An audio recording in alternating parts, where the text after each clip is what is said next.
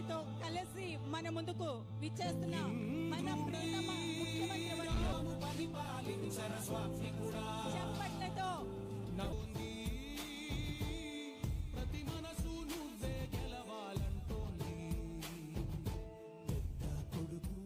నేనేదో మొక్కుబడిగా చేయడం లేదు, ఒక బాధ్యతగా చేస్తున్నాం. నేనొక్కడే బాధ్యతగా చేయడం కాకుండా రాష్ట్రంలో ప్రతి ఒక్క అధికార యంత్రాంగం, ప్రజా ప్రతినిధులు, ఎన్డీఏ నాయకులు, కార్యకర్తలు అందరూ కూడా ఈ కార్యక్రమాన్ని ఒక బాధ్యతగా, ఒక పవిత్రంగా భావించేయాలనే ఉద్దేశంతోనే ఈ కార్యక్రమంలో మీ ముందుకు వచ్చాను. ఈరోజు ఈ కార్యక్రమంలో మీరు చూస్తే 64 లక్షల మందికి దగ్గర 33,000 కోట్ల రూపాయలు పేదలకు ఇచ్చే ఏకైక కార్యక్రమం భారతదేశంలో డైరెక్ట్ డీబీటీ. ఇది ఒకటే కార్యక్రమం.